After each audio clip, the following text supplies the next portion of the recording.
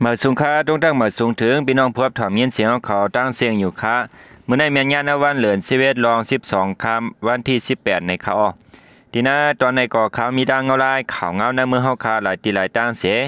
เดมาสืบต่างถึงในปันพี่น้องพบถอมยินเสียงเฮาเขากว่าอยู่เขาอ่อนตั้งส่วนในได้เฮาคามาถอมด้วยเงาลายข่าวเงาในเมืองใต้ปะทองก้อยหนังเก่าคันนอกเกี่ยวเลยลองว่าซึกร้อยจีสังหากลเมืองปีกอึดสตาร์ลิงในทุ่งมาน3เจเวงนำตุซึ่งใต้ปะทองในเขาซึ่งดังเทนามเอเจนปักตะปานเศร้าปั่นการพ่องงำในทุ่งมาน3เจเวงนำตุออกข้อจีสังให้กลเมืองอึดเคิงสตาร์ลิงและหูหนังในค่าซึ่งดังลัดไว้ในวันที่17นั้นว่าเดี๋ยววันที่18ในกว่ากลเมืองเตทุ่งมาน3เดี๋ยวไล่ปีกอึดไว้สตาร์ลิงตั้งเซงหนุ่มใจคนอายุ30ปีก้อนหนึ่งอายุไว้ที่ทุ่งมาน3ลาดเนติสื่อข่าวผู้ใดฮอกไว้ว่าเมื่อเลียวที่มัน3ในเลี้ยงพ่วงก่ออำไลขาดไว้มี 2-3 วันยาวเฮาคาและใจเหยื่อสตาร์ลิงเสด้วยข่าวเงากุ้ยย่ำเลียวเขาซ้ำว่าสังปีขึ้นไว้ตีหึงกะหือกออำฮูคาเขาเฮ็ดจังนั้นในมีลองติดต่อกับ10ตั้งปีน้องอยู่ไกลนั่นเขาทุ่งมัน3เฮาคาในเป็นซึกลอยกุมไว้มัวยาวคาจุใจเฮาคาเตก่ออำเขาเฮ็ดจังไหนก้อยกลางเมื่อเลียวในมีจุ่มยุบกองกลางจุ่มไหลถ่อมเสียงกลางใจเฮาเสหันถึงกลางใจก้นเมืองคาลูลองในตัดได้ไล่ฮู้ลองตั้งมันลีในเสและติดต่อภายปองข่าวแทบซึกตั้งอยู่ก่อกับ10อำไลติดทุ่งมัน3ในเขาป้าไว้ในเจเวงนำตู้เสซึกตั้งกุมกำไว้ภายหลังแผนการ1027โปรแกรม2ปั่นการพ่องงำไว้ตั้งเสียงและฮู้ว่าพ่องซึกตั้งกุมกำปั่นการพ่องงำติดทุ่งมัน3เจเวงนำตู้เข้าร่างปีปลายในเส้นตาสายตั้งอันก้นเมืองไหลปืนอิงใจดื้อกว่ามาหากินเลี้ยงต้องนาเฮิรนเผยมาอยู่กูวันในลูกกว่ายอกย้อยย้อนซึกตั้งปั่นก้าต่างพลอยอันคอมมานีเขามักคูดเอาตีเวงนำตู้นั้นและกว่ามากวนปืนตีลาดหนังไหนเมื่อพ่อเงาได้วันเมืองอ่ำนิ่มเช้าเจียงไหนเส้นตั้งก็ลูกก้อยไว้แลสังเกตก้างหลูไปเพมาเสียงกวนปืนตีจังอย่าผืดแห้งไหนคนเมืองเสเวงนำตูรานีหนังในคาเรือเสซึกตั้งย่าภายของมันจะมีไว้จุ่มปฏิมาสูงซึ่งใต้ปักตะปานเศร้าไว้ตรงหนึ่งกว่ามาอยู่เศร้าไว้เหมือนกันในคาเหมือนเจ้าหลังที่เวียงสีป้อในเตกอซื้อลอยแถวในเขาชุ่มซึกเสและถอยออกเวียงเยาแลซึ่งมันก็เดี๋ยวแห้งซึกเขากุมกับเวียงสีป้อเย้าในคาคนเมืองปืนตีก้อน1 ล้านในวันที่16ข้าวยาม3มองนั้นซึกประลองเขาเหลือหาจุดไผ่จอมลุ่มเก่าซึ่งมันลงกว่าซึ่งลอยเขาปะกองเสป้าไว้จอมผายนาร่วมจึงยับเผานั่นเขาปันเผกว่าเขไผ่เขาอันกว่าจุดป้าห้องยาไปด้านถึงห้องยาซึ่งมันซ้ำเข้ามาเลยในเวียงเสดังสองผายยื้อกันอยู่กำหนึ่งซึ่งมันได้ลูกตั้งห้องยานั่นเสเอาตะล้นยื้อใส่ซึกประลองอันยับให้มาได้เป็นห้องปลิกห้องการร่วมพองามกูผายห้องการผายผูกซ้อมทองลงแลห้องแรมสีป้อเจิมเจในวันไหนซึ่งมันเขาในก้มกำไรในเวียงสีป้อเมื่อวันที่17เดือนธันวาคมปี2025นั่นในคาก้นปืนตี10 ลาดว่าเสียงกองเสียงหมากเย็นกว่าเสซึ่งมันแอวแถวจอมเสียนตั้งลงไฮเวย์พอยินเสียงก้นหมอเฮิรนหลังก่อเขาห้องถามว่า2มีประลองห้านไหนพอมีก้นอยู่ในเฮิรนเสต่อปันขึ้นเต้เขาเปิ้นกว่าพอเป็นเฮือนมีห้านขายกุนมีก้นอยู่เต้เขาอยากเขาเอากินเหล้ากินปิยาเปื้อนวันในคาจอมเสียนตั้งสีป้อคำพองยังตึงมีซึกตั้งอยู่ไว้แลผาซึ่งมันเสียนตั้งไว้ปันไผลัดกว่ามาซึ่งมายึดเมืองเขาถึงได้เวียงสีป้อเมื่อวันที่16ข้าวยาม5 โมงกลางค่ำสืบยื้อกันตั้งซึกแถวเอต่อถึงวันที่17ข้าวยามกลางเหนือและฮู้ว่าซึกตั้งแถวเอคำพองถอยออกกว่าผาโดเวียงสีป้อจอมเสียนตั้งลงสีป้อนำดูซึ่งมันเข้ากุมกับไรเวียงสีป้อเมื่อวันที่17เข้าร่างแผนการซึกมันเข้าหลุมยืดซึกตั้งตีสีป้อปองในจุ่มซึก2 ภายและยื้อกันสังติเตวาวาเสภายซึ่งมันเข้ากุมกับเวียงสีป้อง่ายเลยต่างตีข้าวยามยื้อกันก็ตั้นหึงมือต่างเจเวง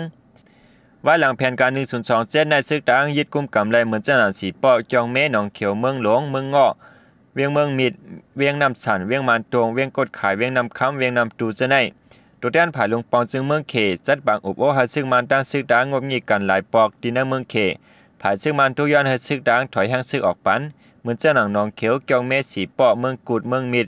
เจ้าหลำลองตัดเส้นตั้งก้าขายตอนตาเมืองมันทุ่งเปียงเมืองใต้ปะทองต่อถึงแลนลินอันติดจับกันดังเมืองเขนั่นแหละ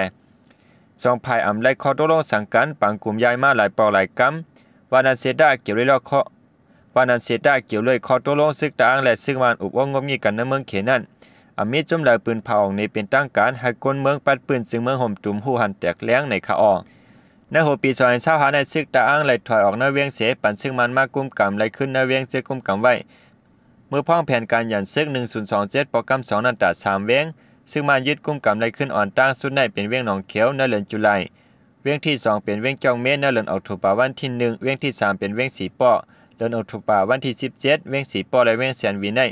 เป็นเว้งอันจื้อหลังกึกปืนไต้มานับอ่าน6ปากปีมันเสเป็นเว้งลำลองจากการป้ายมังมีและการเมืองเต้ๆย่ามเหลียวก่อเครื่องบินซึ่งมันปื้อยื้ออยู่ตีเวียงเมืองกูไหลน้ำสันกูวันในคาอ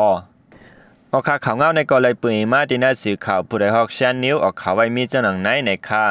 สืบเสนอก็ยำก้าเฮาคามาถ่อมได้แทงเงาไล่ข่าวเงาเกี่ยวได้ลองจุ้มจับเพียนฮอดถึงไว้เมืองเปียงโหโป้งถึงลอกจอกหน้าโหเฮงในคาอ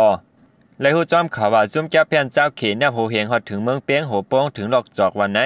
ก้นปืนตีลาดว่าจุ้มจับเพียนจะไหนตังวันเหมือตีมวยต่อปางให้นองหลงเสเวงลอกจอกวันไหนสืบลาดว่าเขาตั้งซุ่มเถียงเขาก้วยเสียงไม่หมอก2ปากตันในคาออันเอาห่มลมปันจุ้มแก้เพียนในเด็กก็เปลี่ยนจุ้มยิบกองกลางในปืนตีอันกุมกำไว้นั่นในคาอเตเป็นจุ้มเหล่าในเด็กก็อำลาดก็พี่น้องพวกถ่อมยินเสียงเขาขาดได้ฮู้กันลีอยู่คันเนาะตีหน้าทุ่งนาได้มีไว้ดับซึกมาและซึกได้เหมือนเจ้าหนังดับจุ้ม798แอดซัดผีแลดดับซึกมันคารยะ349เกี่ยวกูคารยะ292และคารยะ249นองโวอยู่ปัตตาลาปะค่าเขาในคาอหลายฮู้ว่าจุ้มแก้แผ่นเสื้อในลูกตางเกซีเมืองกึ่งไล่ขาบางลงเจ้าในเสฮอดแผ่วมาในคาอนั่นก็เป็นเงาไล่ข่าวเงาในเมื่อเฮาข่าวเกี่ยวกับลองจุ้มแก้แผ่นในคันเนาะ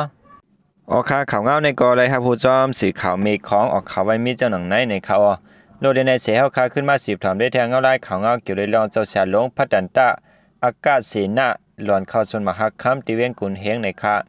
ในวันที่17เดือน11รอง11คำปีได้ซอย1ปากปลาย19นี้ข้าวยาม3มองปลาย41มันเน็ตเจ้าเสียหลงพัดันตะอากาศเสนาและลู่หลอนเข้าส่วนมหาคัมเอาดีเจ้าเอาเมืองกะละเวียงกุนเฮงพ่ออายุ87ปีวาษา67วาษาและครับตัวเจ้าเดี๋ยวไว้เข้าดังหึง5วันในคาอตั้งภายลุ่มเงางุนมุกจุ่มลงสังขารซึ่งใต้วัดปิดอากาศเว้งปางลงออกเรียกมองใจจอมใบว่าจอมหนังยุบน้ำธรรมะสภาวะเกิดเท่าเป็นตายมีมาแลอำป่นอำพ้องหรือไลเสเจ้าเสียหลงเฮาคะไล่เข้าโซนมหาคัมตำ8เจอเฮาเป็นลูกน้องตะเปียวแลอยู่ดีเงางุนมุกจุ่มลงสังขารซึ่งใต้เฮาคาเสเงียนเสลายตอมน้อยมองเจอเป็นธรรมะสังเวยก้าลงหลังเตว่าอยู่ในคาอจอมหนังภูมิปุนพ่อนานาติโอเปิงอาซีอัสซัดรายงานว่าตอนตาเตล้มละขับตัวเจ้าเสียหลงนั้นอยู่ที่มุกจุ่มอาซีอัสซัดภายอุเปิงนานาติแล